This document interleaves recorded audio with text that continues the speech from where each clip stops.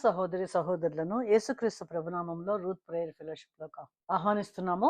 మనము ఇప్పటిదాకా యేసు ప్రభు శిలువ మీద పలికిన 5 మాటలు విన్నాము. ఈరోజు 6వ మాట చూద్దాము. యోహాను సువార్త 19వ అధ్యాయము 30వ వచనము. యేసు ఆ చిరక పుచ్చుకుని సమాప్తమైనదని చెప్పి తల వంచి ఆత్మను అప్పగించెను. ఆయన పలికిన 6వ మాట సమాప్తమైనదని చెప్పి అని రాసిందండి. ఇది చెప్పటం కాదండి, విజయోత్సాహంతో యేసు ప్రభువు కేక వేశారు. ఆయన ఈ భూమి మీదకి ఎందుకు వచ్చారు అన్నది అవగాహనతోటి వచ్చారు. ఈ విషయంలో అనేక వచనాలు ఉన్నాయి. ఆ వచనాలన్నీ కూడా నేను ముందు చెప్పబడినటువంటి యేసు ప్రభు శిలువ మీద పలికిన 5 మాటల్లో నేను వివరించాను. సమాప్తమైనది అన్న మాట ధ్యానిస్తూ ఉండగా తండ్రి అయిన దేవుడు గొప్ప అద్భుతమైనటువంటి వచనాన్ని చూపించారు. యేసు ప్రభు ఏ పని చేసి సమాప్తమైనదని పలికారన్న విషయంలో 3 రిఫరెన్స్లు మాత్రమే నేను చూపిస్తానండి. యేసు ప్రభు భూమి మీదకి వచ్చింది తండ్రితో మనల్ని సమాధానపరచడానికి. ఆ పని జరగాలి అని అంటే మనము పాపము నుంచి విడిపించబడాలి.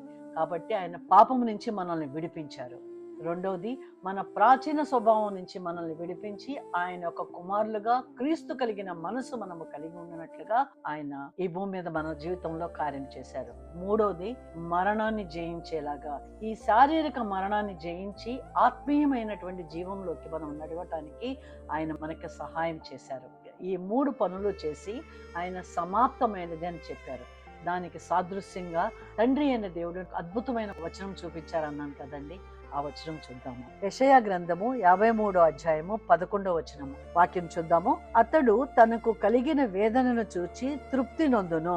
నీతిమంతుడైన నా సేవకుడు జనుల దోషమును భరించి తనకున్న అనుభవ జ్ఞానము చేత అనేకులను నిర్దోషులుగా చేయును. ఈ 11వ వచనములో కుమారుడు మాట్లాడుతున్నారు, తండ్రి మాట్లాడుతున్నారండి. కుమారుడు మాట్లాడుతున్న మాట, అతడు తనకు కలిగిన వేదనను చూచి తృప్తి నొందును. అతడు అనగా యేసు ప్రభు తను శిలువ మీద పొందినటువంటి వేదనను చూసి తృప్తి నొందారు.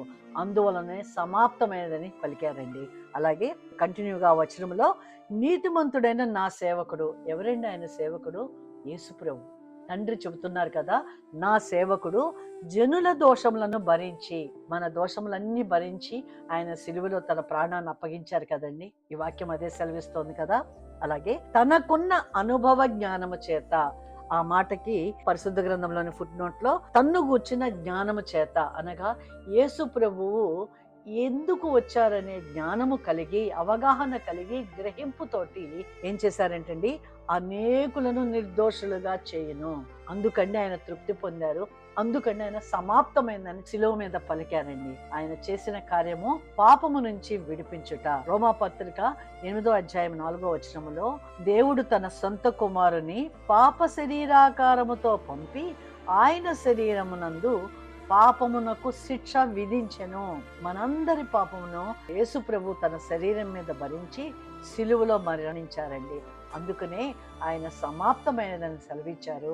మన పాపమంతా ఆయన మీద ఉండటం వలనే తండ్రి తన చేయిని విడిచిపెట్టినప్పుడు లామా లామా సబక్తాని అని బిగ్గరగా కేక వేశారు. అనగా నా దేవా నా దేవా నా చేయి ఎందుకు విడిచితివి? మన కొరకు కాదండి, మన మూలన, మనము చేసిన పాపం వలన.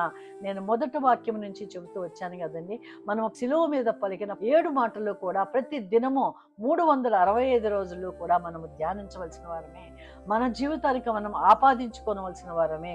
మన జీవితానికి ఆ 7 మాటలు అన్వయించుకుంటూ ఏ పనైతే యేసు ప్రభు ఈ భూమి మీదకి వచ్చి 3.5 సంవత్సరాల్లో ప్రపంచం అంతటా కదిలించే పని చేశారో, మిగతా పని, ఈ రోజుల్లో పని మీరు నేను చేయబద్ధులమై ఉన్నామని గుడ్ ఫ్రైడే యొక్క అర్థమండి. అందుకనే ఈ దినము మనతో మాట్లాడుతుంది. ఆయన పని చేసి ముగించారు. ఆయన శరీరమందు పాపమునకు శిక్ష విధించెను. పాపమునకు శిక్ష విధించబడిందండి.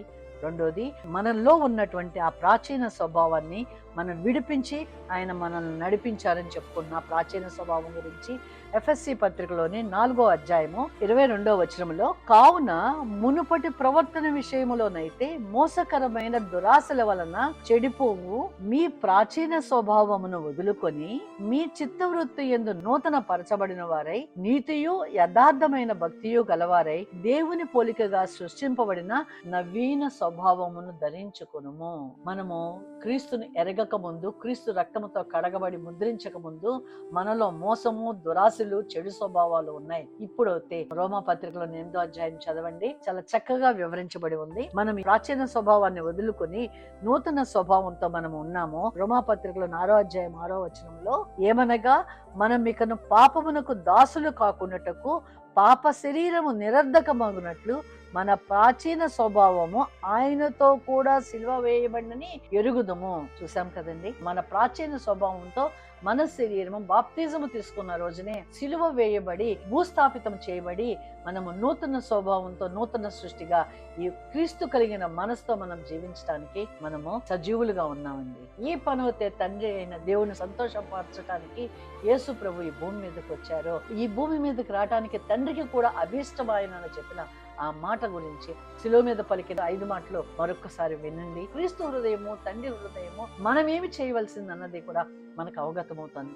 ఈ భూమి మీద మనం సజీవులుగా ఉన్నాము అని అంటే మరణాన్ని జయించిన వారముగా కొలసీ పత్రికలోని 2వ అధ్యాయము 12వ వచనం నుంచి చదువుదామండి. మీరు బాప్తిజం మందు ఆయనతో కూడా పాతి పెట్టబడిన వారే ఆయనను మృతుల్లో నుండి లేపిన దేవుని ప్రభావమందు విశ్వసించడం ద్వారా ఆయనతో కూడా లేచిన మనము క్రీస్తు మనసు కలిగి ఉండాలండి. అందుకే మన కొరకు ఆయన మరణించాలనేది మనం ప్రతి దినము ధ్యానిస్తూ, సిలువ శ్రమ దినాలనే కాదండి, 365 డేస్ మన జీవితాంతము మనము క్రీస్తు రక్తంతో కడగబడి ముద్రించబడిన మనము తిరిగి ఆయన సన్నిధిలోకి వెళ్లే వరకు కూడా సిలువ మీద పలికిన 7 మాటలు మనం పలుకుతూ ఆయన అప్పగించిన మిషను ఏదైతే సమాప్తమైనదని చెప్పి యేసు ప్రభువు చెప్పారో, మన జీవితంలో కూడా మనకిచ్చిన మిషన్ మనము కూడా సమాప్తమైనదని చెప్పాలి అని అంటే ఇంకొక వచనం, మరియు అపరాధము వలనను శరీరమందు సున్నతి పొందక ఇండుట వలనను మీరు మృతులై ఉండగా దేవుడు వ్రాతరూపకమైన ఆజ్ఞ వలన ఏమి వ్రాతండి?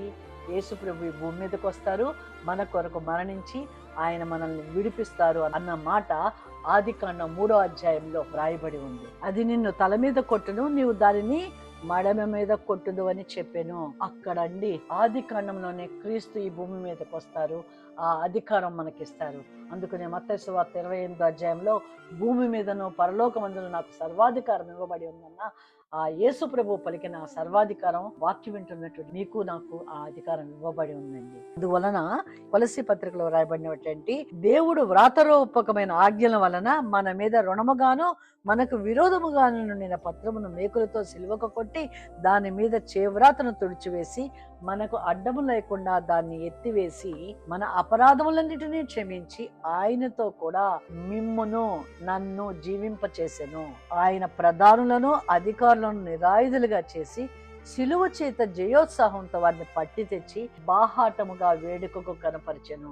చూసాం కదండి, ఎంత అద్భుతమైనటువంటి కార్యము మన జీవితంలో జరిగించారు అన్నది యెషయా గ్రంథంలోని 53వ అధ్యాయంలోని 11వ వచనం ద్వారా అనేకులను నిర్దోషులుగా చేయను. మనం ఎలా ఉన్నామండి? క్రీస్తు వలె ఉన్నాం. తండ్రి మనల్ని ఎలా చూస్తున్నారండి? పరిశుద్ధులుగా చూస్తున్నారు. ఈ జయము మీది నాదేనండి. దేవుడు మన కొరకు ఆ జయాన్ని ఇచ్చి ఉన్నారు. ఆయన అందుకుని ఆ శిలువ మీద సమాప్తమైనదని చెప్పారు. సమాప్తమైన ఆయన పని ఆయన చేసి వెళ్ళారు. మరి మీరు నేను కూడా ఈ భూమి మీద జీవించి ఉన్నాం. మనకిచ్చిన పిల్లల్ని మనం పెంచటం, మనం సజీవులుగా వచ్చిన దేవునికి ఇది మనం బాధ్యత. తన తల్లిని ఎలా అయితే నీ కుమారుడిని ఎలా అయితే అప్పగించారో ఇది ఒక బాధ్యత. కానీ ఆయనకి ఇచ్చిన టాస్క్ ఆయన ముగించారు కదా, ఆయనకి ఇచ్చిన మిషన్ ఆయన ముగించి వెళ్ళారు కదా. మీరు నేను కూడా మన జీవితంలో నలిగిపోయిన వారిని, నశించిపోతున్న వారిని, రోగంతో పీడింపబడుతున్న వారిని మరి మనం కూడా విడిపించాలి కదండి. ఆనాడు యేసు ప్రభువు చేసిన పని మనల్ని కూడా చేయమని చెప్తున్నారు. నాకంటే ఎక్కువ చేస్తారని యోహాను సువార్త 14వ అధ్యాయంలో వ్రాయబడి ఉందండి. దేవుని యొక్క కృప మీ పట్ల నా పట్ల ఉంది కనుకనే ఈ దినం ఇంత గొప్ప అద్భుతమైన ఈ వచనము తండ్రి వివరిస్తూ ఉంటే నా హృదయం అంతే ఆనందంతో, ప్రభా మా కొరకు మీరు తండ్రి ఎంత చక్కగా విపులీకరించారు. సమాప్తమైనదన్న మాటలోని ఆ భావాన్ని ఆ యొక్క వచనంలో మీరు మా కొరకు వివరించారు తండ్రిని. కృతజ్ఞతతో దేవుని పట్ల నాకు సంతోషం అనిపించిందండి. మీతో నాతో మాట్లాడటం కొరకే యెషయా గ్రంథంలోని 53వ అధ్యాయంలోని 11వ వచనంలో తన కుమారుడు చేసినటువంటి కార్యమును చక్కటి వివరణతో ఒక్క వచనంలో చూపించారండి. మరి మనం ప్రార్థన చేసి ముగించుకున్నాం. సర్వశక్తివంతుడైన దేవ, మాకిచ్చిన టాస్క్ని మేము కూడా ముగించగలుగుట కొరకు మీ ఆత్మతో నింపి మమ్మల్ని మీ జత పరివారముగా వాడుకొనమని, వాక్యం వింటున్న ప్రతి బిడ్డని కూడా దీవించండి, ఆశీర్వదించండి. నేను ఈ శ్రమ దినాల్లోనే మాత్రమే కాక ప్రతి దినము కూడా యేసు ప్రభు శిలువ మీద పలికిన 7 మాటలు మా జీవితంలో అన్వయించుకుంటూ మత్తయి సువార్తలోని 28వ అధ్యాయంలోనే ఆ యొక్క మహాజ్ఞను మా జీవితంలో మేము పాటించగలిగినట్లుగా, అనుసరించగలిగినట్లుగా మీ కృప మాకు దయచేయమని యేసు నామములో ప్రార్థిస్తున్నాను తండ్రి. ఆమేన్.